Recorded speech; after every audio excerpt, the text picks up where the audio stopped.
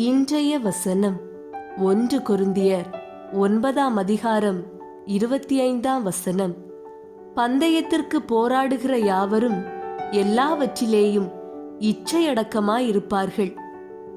பிரியமானவர்களே, ஆண்டவருக்கு உண்மையாய் வாழ்வதினால் வருகின்ற வேதனைகளையும் சோதனைகளையும் பாடுகளையும் சிறையிருப்புகளையும் அனுபவித்து தங்கள் ஜீவனையும் கோதுமை மணியாய் விதைத்து இரத்த சாட்சிகளாக மரிக்கிறவர்களுக்காக கர்த்தர் வைத்திருக்கிற வெகுமதிதான் ஜீவகிரீடம். சிலுவை இல்லை என்றால் சிங்காசனம் இல்லை.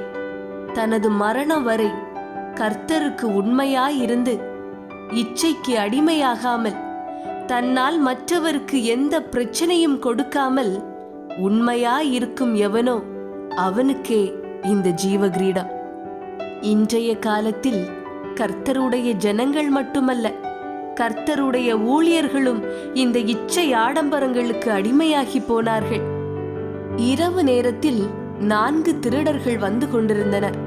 இருட்டாக இருந்ததால் வழியில் தூங்கிக் கொண்டிருந்த ஒரு மனிதனை மரக்கட்டை என நினைத்து ஒருவன் மிதித்து விட்டான்.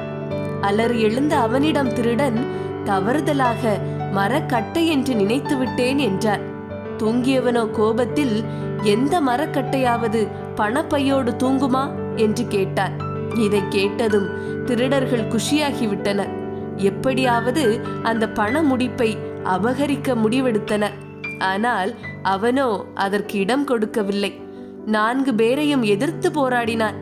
இறுதியில் அந்த மனிதனை கட்டி போட்டுவிட்டு அவனிடம் இருந்த பணப்பையை பிடுங்கினர். ஒரு திருடன் ஆர்வமுடன் பையை பிரித்து பார்த்தான். அதில் மிகவும் சொற்ப பணமே இருந்தது. திருடர்கள் எரிச்சலும் ஏமாற்றமும் அடைந்தார்கள்.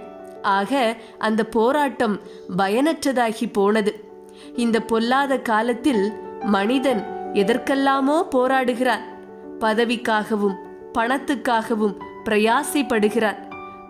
நீங்கள் அழிவுள்ள கிரீடத்தை பெற்றுக்கொள்ள போராடுகிறீர்களா, அல்லது அழிவில்லாத கிரீடத்தை பெற்றுக்கொள்ள போராடுகிறீர்களா? நீங்கள் பிசாசின் தந்திரங்களோடு எதிர்த்து நிற்க திராணி உள்ளவர்களாகும்படி மாறுங்கள். நீதியின் பாதையில் நடந்து வாழ்வை பயனுள்ளதாக்குங்கள். ஜெபம். தகப்பனே, இந்த ஜெப நேரத்திற்காக உம்மை துதிக்கிறேன். நாங்கள் விழுந்து அழிந்து விடாது காத்து வருகிறவரே, உமக்கு ஸ்தோத்திரம். நான் பலமுறை பல நேரங்களில் ஏன் எனக்கு இந்த பாவ சோதனை உண்டாகிறது என்று உள்ளத்தில் எண்ணுகிறேன். இவ்விதமான பாவ சோதனை என் கண்களின் இச்சையினால் வருகிறதோ என என்னையே நான் ஆராய்ந்து பார்க்கிறேன். மற்றவர்களிடம் எது தவறு என்று நான் கண்டேனோ அதே தவறுகள் எனக்குள் இருப்பதை உணர்கிறேன். இயேசுவே, எனக்கு இரங்கும். என் சிந்தனையிலும் என் எண்ணத்திலும் நான் மிக தூய்மையாக இருக்க விரும்புகிறேன். எனக்குள் வருகிற அத்தனை சோதனையையும் நான் மேற்கொள்ள எனக்கு பலன் தாரும்.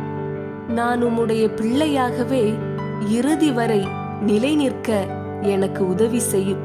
கர்த்தாவே, இந்த ஜெபத்தை தள்ளாமல் எங்களை காத்து கொள்ளும். இயேசு கிறிஸ்துவின் நாமத்திலே ஜெபிக்கிறோம் எங்கள் நல்ல தந்தையே. ஆமேன், ஆமேன்.